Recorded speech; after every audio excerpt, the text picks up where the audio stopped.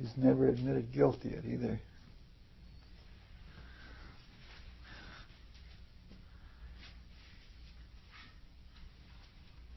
Well, the story opens up where we left off in a very different place. We started looking first at the bottom of the Rhine River, and we had those very innocent, happy, trusting Rhine maidens. And then we went up into heaven, so to speak, and we saw the duplicitous gods trying to have security. I guess duplicitous people always try to get security. And they had just made a bad deal, only they could redeem the deal. They could redeem love by getting the gold from Albrecht and giving the gold to the giants. And so the next scene opens up in what is called Nibelheim, the home of the Nibelungs. Remember that Albrecht was a Nibelung, and it is a dark cave-like world away from any light of the world, and it has an eerie light, and it's filled with smoke. And everywhere there are the sounds of industry. There are Nibelungs that are mining, and there are Nibelungs that are forging, and there are Nibelungs that are fabricating and such like that. However, their fabrications are different than Logi's or Loki's. And what happens is Mima, who is a dwarf, that is a relative of Albrecht, is just putting the finishing touches on a thing that he has made that Albrecht has designed and commissioned for him to make and taught him how to make. And all of the while that he's making this object, he is scheming on how he's going to steal it and have it for himself, and that when he has it for himself, he's going to be free of all of the brutality of Albrecht, because Albrecht, he has become, having forsworn love, he has become mean and cruel, and he's been a hard taskmaster, and he pushes and pushes and pushes. And so a new sin has entered in, the sin of thievery, that once somebody cares for something or loves something or identifies self relative to external objects, that brings in the whole concept of possession. And I don't really know if there is such a thing as possession, if you know what I mean, that somebody owns something. Other than our bodies, which are direct expressions of ourselves, I think I would agree with the American Indians that we really don't possess anything. We just use them. We just use things. You see, if anywhere in the universe, on any plane, any position, any planet, any star, a lie is still a lie. But a possession isn't at any time in any place likely to be owned by someone. And this is the kind of thinking that has now gotten into the Nibelungs. The item that Mima is building is an old friend of ours that goes back to the story of Perseus. The symbols, again, are universal to all myths. And the thing that he is building is a Tarnhelm. And this Tarnhelm is such that whoever wears it, by taking thought, can look like whatever he or she wishes to look like. And the big thing about it is that is very appealing to Mima is that by wearing the Tarnhelm, he can wish himself invisible.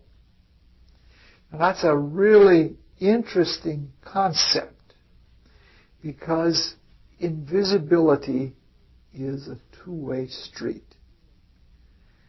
Because we often think of the invisible worlds, and we think of how wonderful it would be to see the fairies and to see the gods and all of those sorts of things. And those worlds are visible merely because we have not made ourselves insensitive to them, that we can't see them. And we've made them that way by exiling ourselves, coming deeply into matter. But if we really take thought about the whole thing, we are also invisible to the gods. This is the whole thing, the story that is the story of Adam and Eve. When their eyes were opened, they saw they were naked. They were the first beings among our humanity, as we know our humanity, to have waking, self-conscious perception of the completely external world. And they're the first people to see the physical bodies. And relative to the kind of consciousness that everyone was used to having, the soul perception, like the gods have, where you can see a person's soul nature, all their thoughts and all of their feelings, their desires, what they're going to become, at least in those internal things. This is a very limited world. And so the thing is the gods don't have sense organs in this world. So literally in this physical body, and if we put ourselves completely in brain thinking without letting any of it come through, we're invisible to the gods. So it's a two-way street. And the motivations are dual also. The motivations of the gods are motivations to be invisible, to be not interfering. You should be able to, if you're invisible, be able to view things or be able to view the causes of things in such a way that you don't have to interfere with somebody else is doing. Truly, spiritual vision is what the physicists dream of when they think of the problems of the uncertainty principle, that the process that is used for measuring things gets in the way of the thing that you're measuring and affects it so that it changes it. But if one has the ability to transcend to a higher level, one can see the causes and one can see the ultimate consequences without participating in the deeds and the destiny itself. Now, Mima's motivation is of the other pole of motivation. He wants to hide. He wants to escape. And that's the way a lot of people take heaven by storm, is they try to escape the experiences on this world. They intoxicate themselves so that they're insensitive to this world, and they have a distorted, because they're fearful and because they don't have the integrity to face the inner world straightforward, they get a very distorted view of the inner world. At any rate, Lodge and Wotan come into this underworld, and it's a really terrible place to them after being at the sublime heights of things. And Lodge begins to get the confidence of Mima, and he congratulates him on his success even before his success. It's sort of like when you have insecure people, the way that you can flatter them the most is to play on their hopes. Because in the same way that we were talking a few weeks ago, that just desiring something, we already put a possession on it, and we get angry if somebody else takes the thing we desire. In the same way, in our insecurity, we identify our being into the future with what we dream to be and what we dream to become. And so what happens is Lodge begins to play on Mima and get his confidence, and by saying, well, it's going to be great when you have that. And then he also starts playing on his grumbling about Albrecht. And they get the whole secret of what the Tarnhelm is, which we have talked about before, that the Tarnhelm represents the power of suggestion. It represents a hypnotic-like power that one can suggest to others a form that is not the true nature. We've seen this in several ways. We've seen it when Perseus wore the Tarnhelm and freed himself from the sisters of Medusa who would have come after him and killed him. But we've seen the same principle in another way. All of the river spirits that the various heroes have grabbed onto and had to hold onto when they turned into fire and every other conceivable thing, those were also suggestions, or those were effects of something and not the real cause and not the real source of them. Now, what happens is Albrecht starts to come back, and just before that, Mima is, because he didn't create and design the Tarnhelm, he really can't wear it. This is a principle in spiritual things that unless you can create something, and unless it is an expression of you, you can't actually live in it. There are people that would like to believe that if they had a much more sensitive body, that they would be very developed spiritual people. Or there are people who would believe that if they had a very sensitive violin, like a Amati or a Guarneri or something like that, that they would be excellent musicians. But only somebody who has developed the sensitivity can really use an instrument like that. And Mima doesn't understand that in order to really be able to possess the Tarnhelm, he has to have been able to create it. And then Albrecht comes back onto the scene, and he's driving all of the other workmen harder and harder and harder, because he is greedy for more and more gold, because he literally believes that the more gold that he has, the more power he's going to have. We've talked a little bit about that gold represents the ability to make spiritual energy manifest in the material world. And the belief is here that once one has a corner on the material world and the kind of consciousness that we have in this world, which is in a way a consciousness that cannot even be interfered with by the gods, that this single purpose objectivity, if we can put our consciousness into that and be unbending about it, we have a kind of objectivity that's untouchable by any creature in heaven and earth. And this is what his desire is, only it's hard telling in all of this whether Albrecht is more free or whether he's more enslaved. Because once one is that much into desire, one then becomes the slave of the desires, and one of the first attributes of freedom is choice.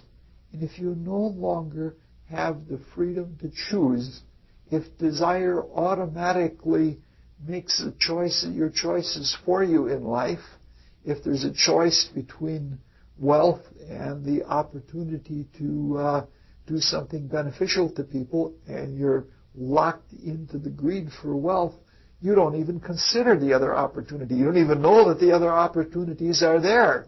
And once one then becomes a slave of desire, which gets attached to thing after thing after thing that it wants for itself, one is more enslaved than free.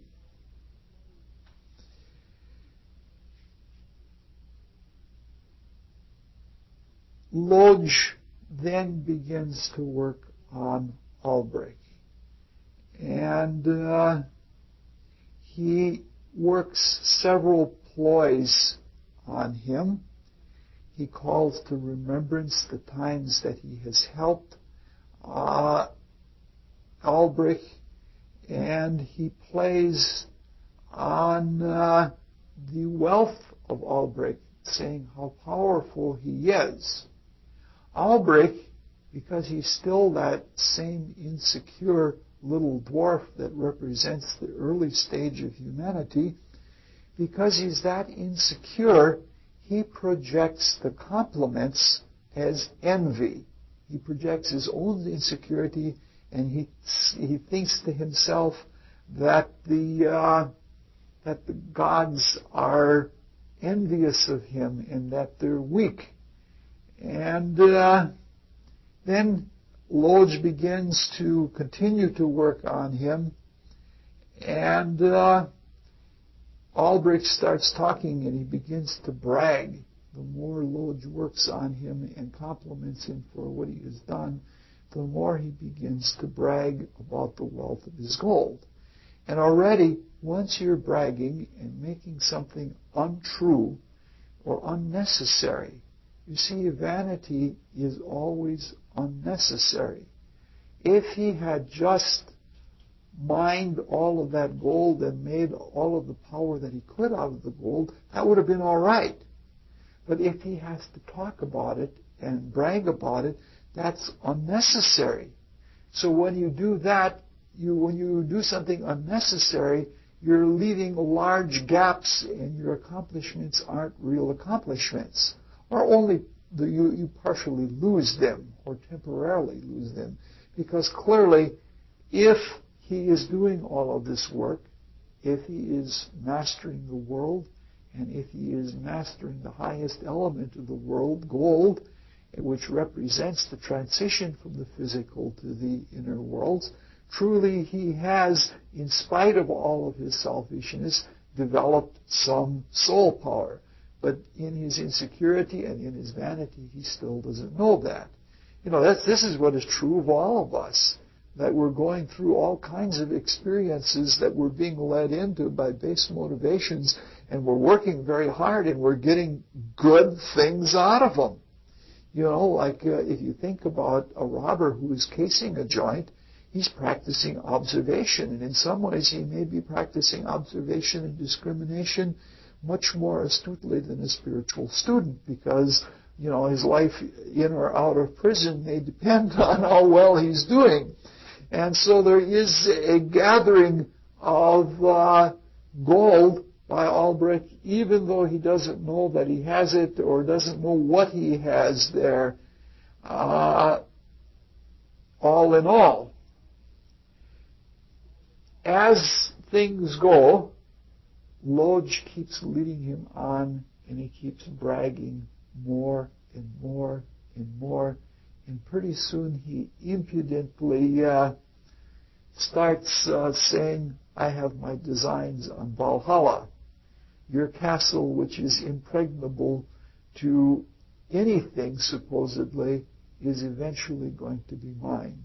Because with this gold, either by bribery or by the power that's within the gold itself, I'm going to be able to get Valhalla for myself.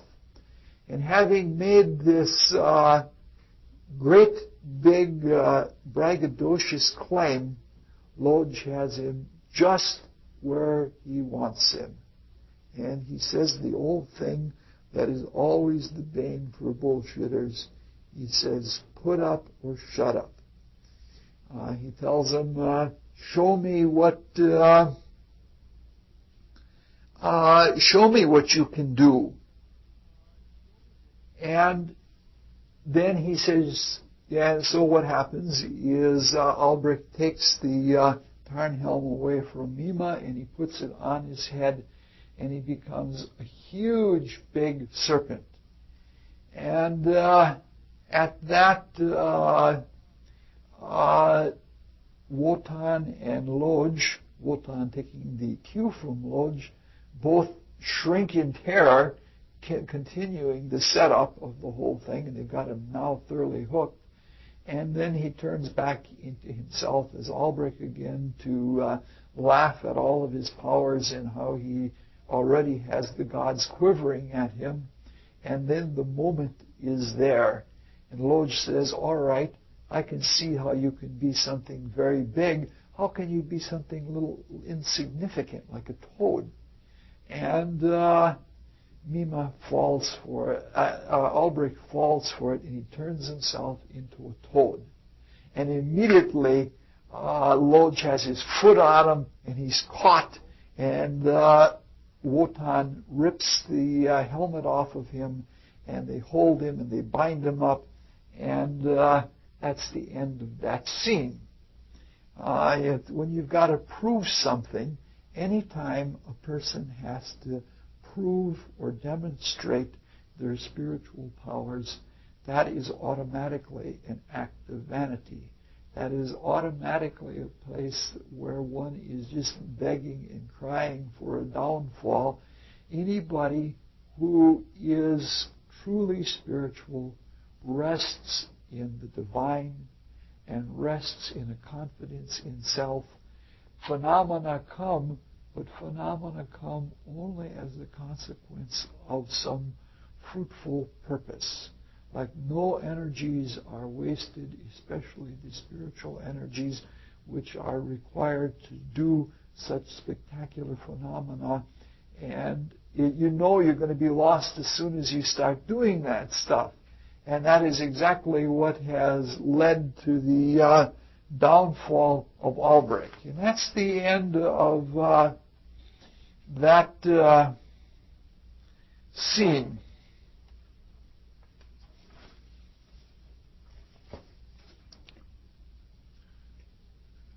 The scene, well, I'm way ahead of my notes here.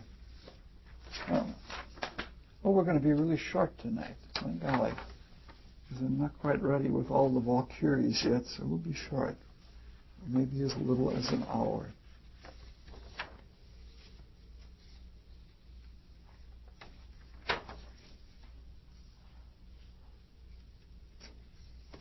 The scene, the final scene of this opera, returns to the mountaintop right outside of Valhalla, which you see on the adjacent crag, way at the top of the mountains. And at the opening of the scene, the gods are gathered as they were before when the giants took Freya away with her golden apples and everything turned gray and dismal. And usually this is portrayed on a stage because you're looking through a very gossamer screen or a very gossamer veil, and everything looks dimmed, and this is supposed to indicate the weakness and darkness of the gods in the inner worlds without the apples of love. What happens is the scene opens with Wotan and Lodge coming out of the cleft in the rock that they used to go way, way down into Niflheim, and they're carrying the bound Albrecht with them. And what happens is this, the whole notion here is a notion that applies to such little things as running stoplights. If you run a stoplight, you have to hold your desire body in unless you want immediate justice or destiny. I'm not talking about an intentional thing, but occasionally, sometimes people do not have their mind on what they're doing. And if you don't have your mind on what you're doing, sometimes you go through a stop sign, and if a cop is there, you can telegraph to that cop. You know what I'm saying? By your panic or by your fear, he will notice. There are a lot of things in life that if you don't exaggerate your feelings, or if you don't take alarm at them, they will not be noticed. This is a very cunning kind of thing, but the principle is there. What happened is, with Albrecht, is he made a big deal of his desire. He made a big deal about everything he was doing. And when you make a big deal of what you're doing, that attracts attention. There's always a loge around to be following the whole proceedings of the world and to know exactly what's going on everywhere. And if you make a big deal about things, especially with your desire, this is again a philosophy of chess playing. Unless you are a very, very powerful player, sometimes if you're setting up a trap for someone, you try to not telegraph what your thoughts are for the other person. You want them to inadvertently fall into that. You don't want to telegraph. Ultimately, if you become the consummate chess player and you're confident in yourself, you don't have to, you can deliberately say what you're doing. And when you get to really good chess players, they each know what the other is doing, and they try to do something better beyond what the other person is doing, which is, I think, a much better way of life. But Lodge has called attention. This happens for positive and for negative, in the same way that if we put too much hoopla on our activities and brag about what we're doing and things like that, we not only attract other people that want the things that we want, but in positive, it is a wonderful thing that can provide for our security. That we don't have to worry about whether what we're doing will gain notice or not. We don't have to go to all of that trouble and all of that offensive activity that goes into advertising. Because if what we're doing is really worthwhile, and if it is really something that is beneficial for humanity, if it is something that people really want in their heart of hearts, they'll be drawn to that as well. And so it's a very interesting principle. And another principle that is in the principle of Albrecht's downfall is that in all of his schemings, just like in all of the schemings of Loki, Lodge for Wotan, all of those schemings come to naught. It's like the book of Revelation says, the wise shall be captured in their folly. That if you put all of your time into machinations, scheming about how you're going to, scheming about what you're going to do and how powerful you're going to be and all of that, this is exactly what Albrecht does when they command him. Wotan commands him. He says, all right, I want the gold, and I want it here right now. And very surreptitiously, Albrecht touches the ring, and he starts yelling out commands, and pretty soon nibelungs are coming from all over the place, and they start piling up all of the gold. And what is happening is, all the while Albrecht is scheming and he's telegraphing the thought that I'm going to keep the ring. Let's see if I can even find the words here where he goes, he says, yes, yet if I can only keep the ring, I can easily do without the treasure. And he says he reckons he'll be able to get it all back on again. And all of the treasure gets piled up, and the Tarnhelm gets thrown on. No, the Tarnhelm doesn't immediately get thrown on the pile of gold. And then Wotan asks him, give me the ring. I want all of the gold. And Albrecht says, how does he say it? Take my life, but not the ring.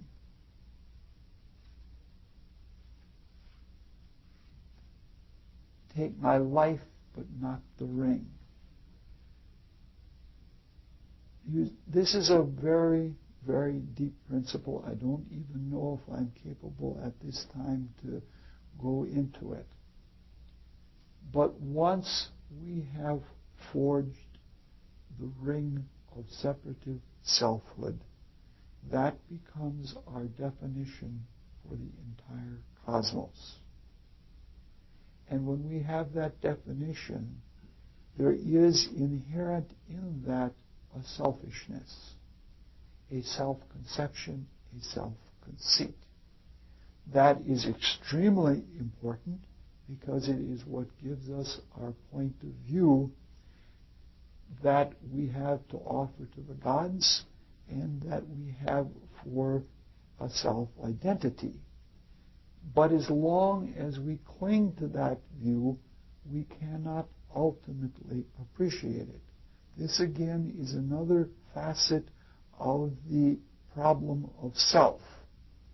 It is only when we give up the self and that we give it up out of love, the very love that was forsworn in order to develop the ring in the first place, only at such a time can we really garner the real meaning of it.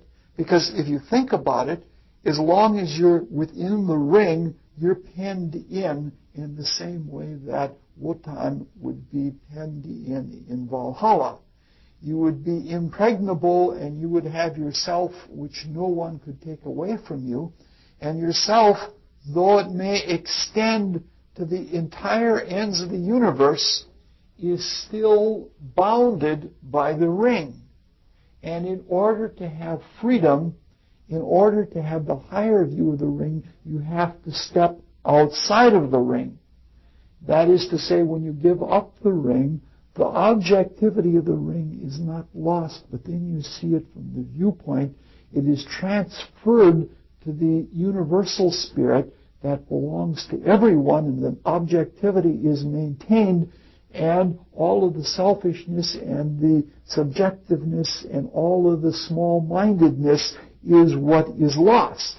It's very necessary for us now to develop a self, and to develop that self as extensively as we can, so that it really reaches to the full extent of the cosmos.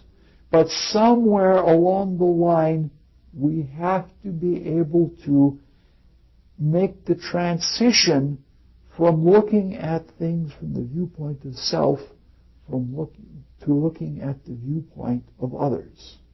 And this is the whole Christian ideal, that even in the simplest sense, in the most orthodox Christianity, when one gives one's life over to Christ, one is in fact leaving the domain of egocentric orientation to orientation by looking at it in the way that other people would look at it, and that becomes a really totally different outlook. It's like saying you gain the whole universe.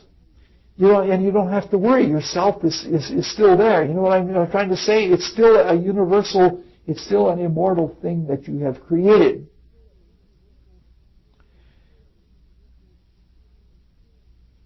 Wotan takes the ring and puts it on. And immediately, as soon as Wotan puts it on, he becomes subjected to it. Now this is a really big thing again. I don't know how to, somehow I get onto these tasks in such little bitty things that I don't know how to deal with them. But our introduction of sinful selfishness, our introduction of separative selfhood, which was never intended in the first place, in effect gets given to the gods. Now, most of the divinities that have, or almost all of the divinities that have participated in our creation, have been much more cooperative with the divine plan. Even though there was individuation, there was never separative individuation. And this is a really big thing. Anything that is done by any being, any creature in the cosmos, affects every other being, every other creature in the cosmos.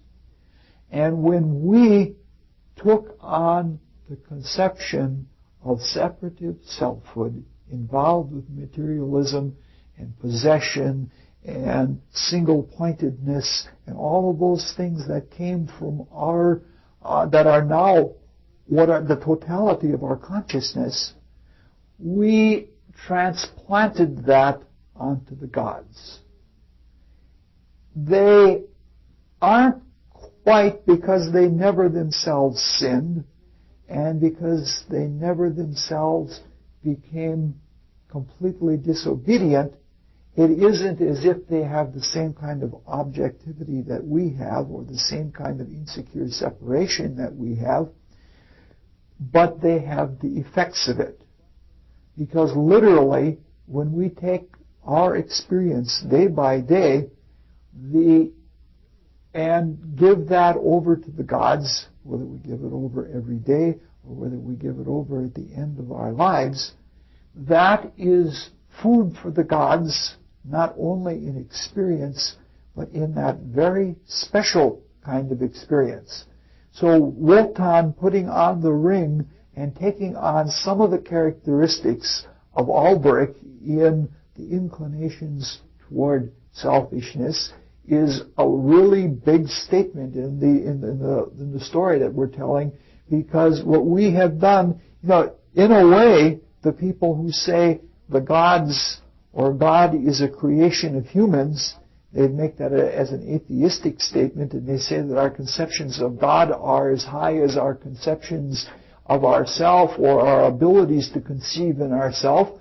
Those people are not ultimately right, but there is a grain of truth in that our conceptions about the nature of the divinities or of the divine or of the principles, especially as we see it working in this world, affects those things, and it brings them to a greater self-understanding that they wouldn't have any other way. My goodness, this is all very little storytelling tonight, all rambling. But I've been extremely conscientious this week in almost everything I've done.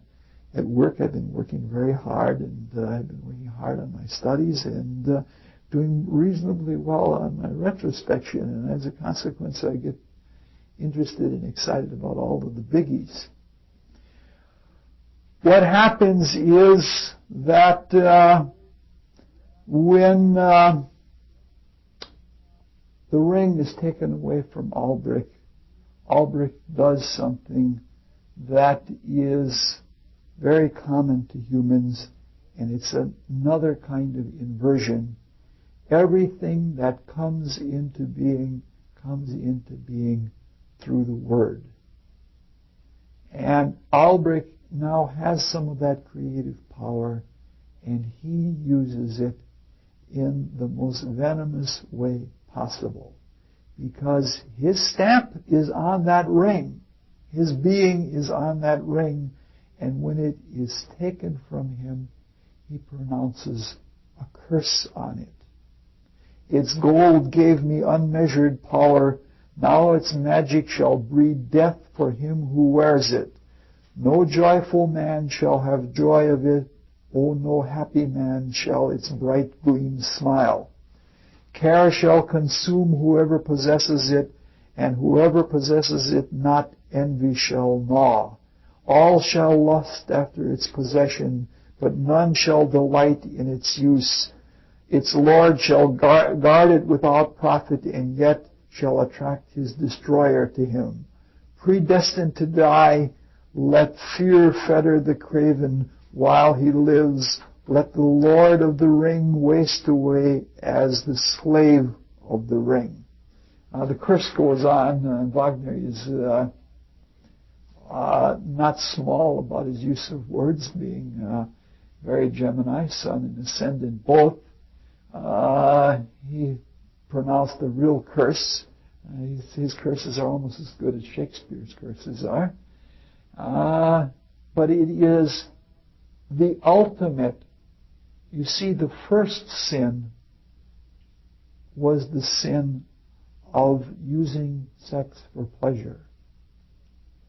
It was the selfish turning of the creative energy downward and outward for sensory pleasure and to perpetuate selfishly a life in the material world. The sin against the Holy Spirit in the New Testament, if you look at it, in the Matthew's Gospel, Christ is very clear in that the sin against the Holy Spirit is lying. It's said literally so. And a curse is a very special kind of lie. It's a lie against the ultimate power of love.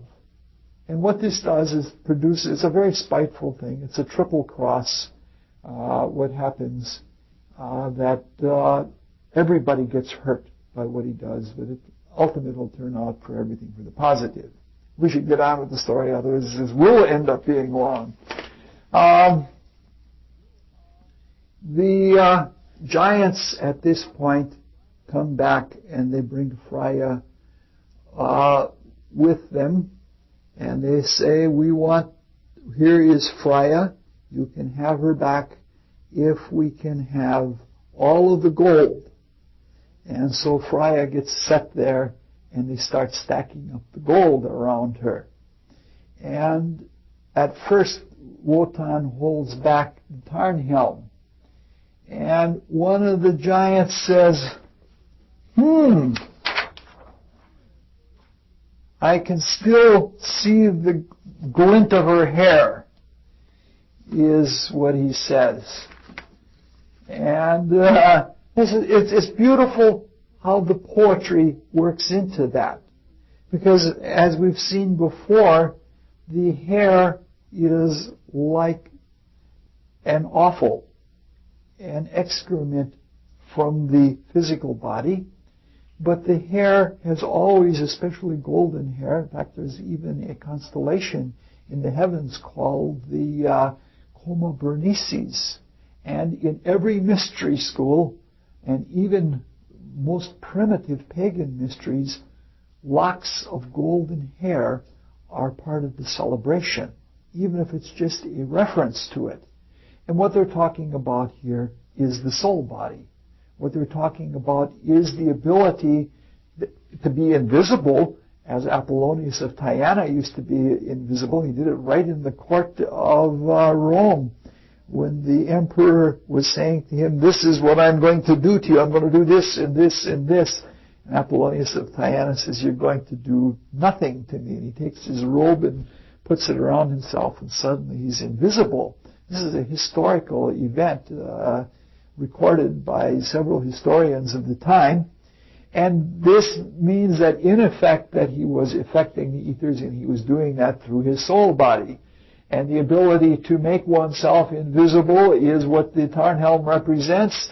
And when the giant says, I can still see your hair, what he's saying is, he's saying that power is missing. And Wotan begrudgingly throws the Tarnhelm into the pile. And then one of the other giants says, what does he say here? Alas, her eye still flashes on me. The pupil of her eye still beams on me. Must I espy it through a chink? And that is also very significant. That spiritually speaking, the pupil of the eye belongs more to the person possessing the body than it belongs to that person and that person only. If the body is possessed, the use of the eye, the control of the pupil of the eye, can never be taken away as somebody else overtakes the body. And what is the eye? The I in this case is the same as the other I.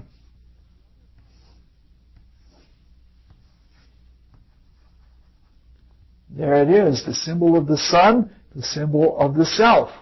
And so the ring is, in a very, very clever and beautifully poetic way, the ring is put together with the identity of selfhood and the occult fact of the eye being associated with the chink that he can still see the pupil of the eye. And here is what happens at that point. Wotan says, "What are you prattling about? That which I captured for myself with such difficulty, I will fearlessly keep for myself." In another place he says, "Boldly demand what you will, I would grant anything, but not even for the whole world will I give up the ring." So he doesn't want to give up the ring. He's immediately contaminated by the selfishness. And nobody can cajole him into giving up the ring. And everything of heaven and earth is at stake here. Because if the gods give themselves over to the human ways, the ways of selfishness, this is going to mean the downfall of the whole cosmos. In the same way that people are worried, and rightly so, that we might be destroying all of nature such that continuance on this plane will be impossible as a result of environmental destruction, either by atomic energy or by everything being contaminated with poisons. What's involved here is the whole universe is at stake if the creative beings get locked. So when Wotan is on the verge of becoming selfish in the same way that humans are selfish, everything is at stake. What happens is, at this point, Erda comes rising out of the earth. And she only appears from the waist up. She comes out of a crack of the earth. And Erda is Mother Earth. And she is the prophet who knows just about everything. Now let's see if I can find her proclamation here. Oh yes. "Who are you, woman, who exhorts me?" She said, first thing she says, "Yield, Wotan, yield. Fly from the ring's curse. Utter ruin past salvation its gain will bring you." And Wotan says, "Who are you, woman, who exhorts me?" And she says, "I know how all once was, how all is, and how all will be. I can see besides the primeval one of the everlasting world. All-wise Erda gives warning to your spirit. 3 daughters primevally created my womb has borne. What I see, the Norns tell you nightly. The gravest danger drives me here to you today myself. Take heed, take heed. All that has an end, a doom-laden day is dawning for the gods. I counsel you, shun the ring." In the talking about the primal spirit, Erda represents the divine feminine. The divine feminine as it is inverted in matter. And therefore it represents some very primal, primary, instinctive kind of wisdom. But even more than that, it represents the feminine connection with the absolute, the source of all creation that is untouched and uncontaminated by creation. And it represents the feminine source of all. The manifest being of spirit is always masculine, and it asserts itself to produce the creation. But when it's on the point of asserting and expressing itself so far to the point that it would mean downfall by overstretching itself, and if the universal spirit were to overstretch itself, that very delicate balance between collapse and creation would be broken, and everything would come to naught. And so at this point there is something that is even like a para-intuition for Wotan, the chief of the gods, in that he draws on this understanding from the Absolute that he is at his end, and this is the way it goes when you're at your very, very end, that you have nothing left. You have to rely at that point, when you're at the bottom of your well, you have to then rely on something that's beyond yourself, even though it may be something unknown and unknowable. And Erda, who expresses herself through the three Norns, remember the hags that we had when we talked about east of the sun and the west of the moon, and each of them had the knowledge of one stage of the quest for knowledge, and we said that the old hags represented the divine in the feminine state, in the aged state, in that they were primeval, and that they were feminine in that they were receptive and not assertive as the spirit was. And so this is incidentally, the Norns have names that are associated with the past, the present, and the future. Verdande, for example, means what will be. Our word will become, or something like that, is like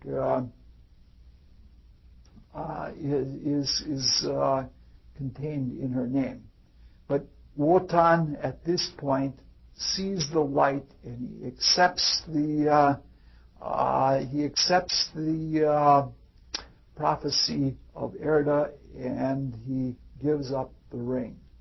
This indicates that he was never the gods were never really too contaminated by it, but enough so that there had to be eventually a destruction of the world of the gods, which brings this all to another level higher, meaning to say that because the cosmos is created, and because it has a character of the Creator, that the Supreme Being created this, it must itself dissolve. And it must be all given over to the infinite feminine of the Absolute, the unknowable.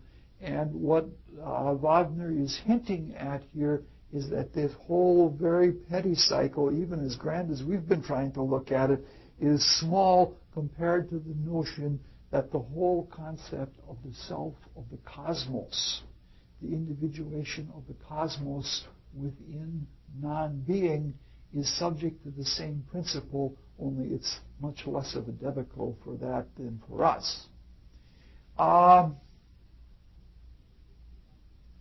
When he gives it up, love is regained.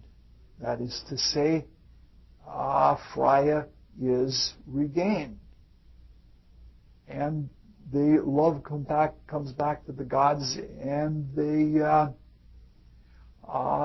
they see things in a different light. Let's look at something a little bit that the giants say, because as soon as the ring goes to the giants, the curse has its effect on them. They start fighting for the ring. And Fafnir says to Fasalt, who grabs the ring, he says, "Back, you churl, the ring is mine. Let it remain with me in place of Freya's eyes." Fafnir says to him, "Take your hands off, the ring is mine. I hold it, it belongs to me." And what happens is Fafnir gives a death blow to Fasalt and kills him outright with one blow. The word in German is Totenschlag. It's a death blow. And He even talks about the ring being red, red gold, because the way he's seeing it is the gold of desire. Because what they have done is they have traded love for desire. They've made the same mistake that Ulbrich has made, and as a result, if you take lust for the ring, here the ring means something different. It means then the ring of the creative energy, which is also the specialization of spirit. If one can take the incoming energy from the cosmos as it comes in through the cranium and goes down the spine, and then contain that and keep it within so that there is a full cycle with none of it being lost, then one has the creative power. But that creative power is associated with all of the desire of sexuality, so it is a quality of passion. The passion is all right if it is a passion for sacrifice. If it is a passion for creative giving, it's all right because then the surplus of it is what goes out into the cosmos. But if one tries to hold that energy for self, for power in order to overpower other beings or to be content in self, then that ring of creative energy is what produces the darkest black magicians of all kinds. And this is what happens.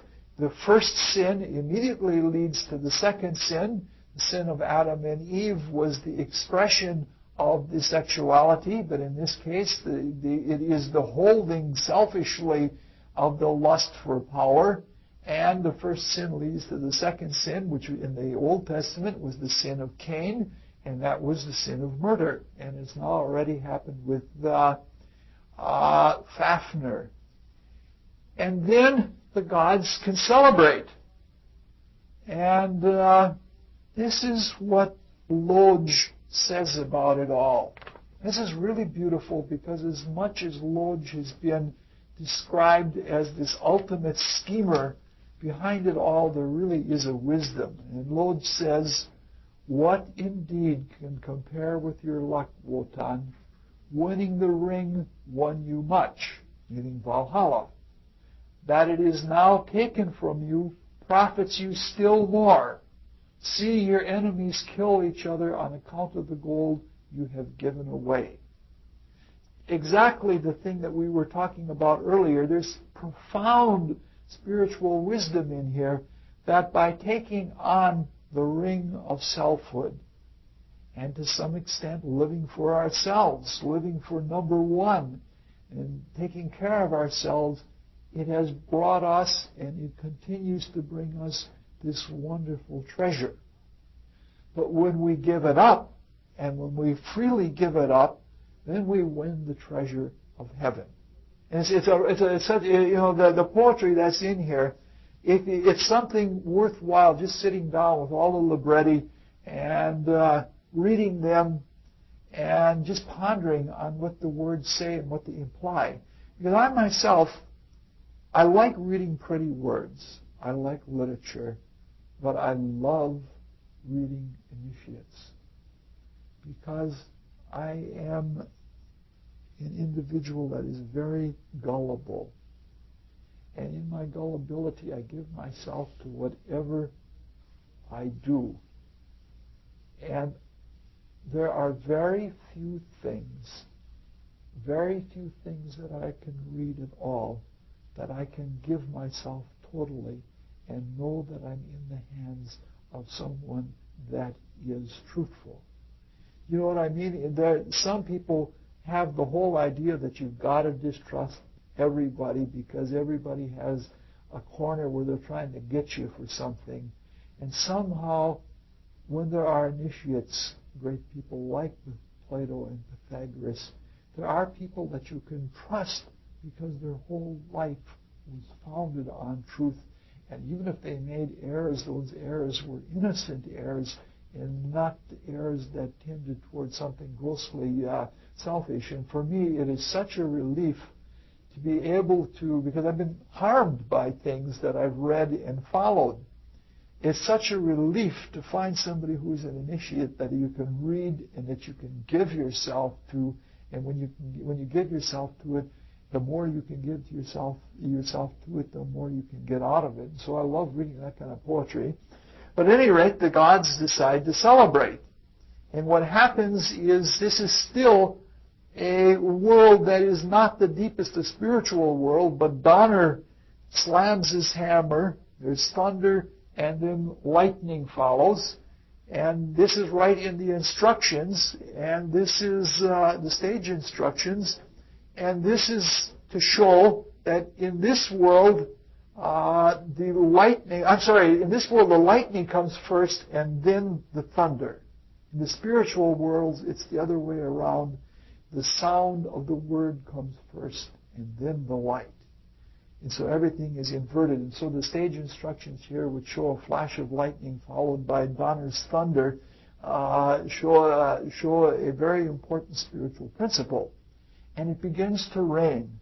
And here's where we'd like to have multimedia, because as it begins to rain, the drops fall in the puddles. And this is done with harps. And as the harps are being plucked, they're plucked in such a way that you can just see, you know how how the water makes rings, raindrops make rings in the water, and you can just see that as the rain begins to fall.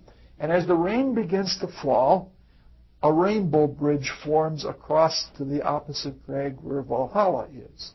And this is the Norse and the Germanic mythology are based a lot on the etheric energy. They're a much more scientific kind of mythology, because the etheric energy on the polarity, the pole is the Yggdrasil, the tree that has the eagle at the top and the serpents chewing at the roots, trying to upend it, and out on the branches there are goats eating the leaves, and the squirrel goes up and down with the impulses.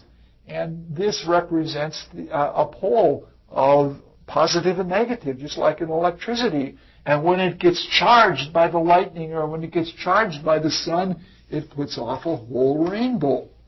And that whole rainbow is the electromagnetic spectrum, all of the colors that we see, the 7 colors of the rainbow. In fact, it's so true that the thunder maker, Thor or Donner, can't ever walk across the rainbow bridge. He always has to walk through the water in order to get to Asgard or Valhalla in Asgard, which means to say he has to be insulated or it would disrupt and break up the whole bridge. The rainbow bridge is the same sign as the sign that was given to Noah. So this rain that has started is, remember, this all started in the beginning at the bottom of the Rhine River when all of the earth has still hadn't reached the critical temperature of the condensation of water, and so the earth was still a fog yet. Now, through the actions of Albrecht and through the consequences of that on the gods, a certain degree of objectivity has been reached in the consciousness, and that coincides with the cooling of the earth so that precipitation can take place. Precipitation, whether it is the precipitation of a liquid or the precipitation of a crystal out of a solution, is always the action of concrete thinking. Like the ancient Rosicrucian alchemists that used to study transmuting base metals to gold, they had for each of the actions of nature that they were using in their experiment, they related to some process inside of themselves. Like when you dissolve things in solution, that was like the principle of assimilation of things into your feelings, where you just surround yourself and take them into you and they become part of you. They're in solution. Whereas the assertion of will was the firing process. Like you burn things to find out what their true nature is, and then their true colors show out. But the process of precipitating crystals, especially, but the precipitation of rain is the same thing, was a product of concrete thinking which solidified and made things tangible. And so this is the passing of an age.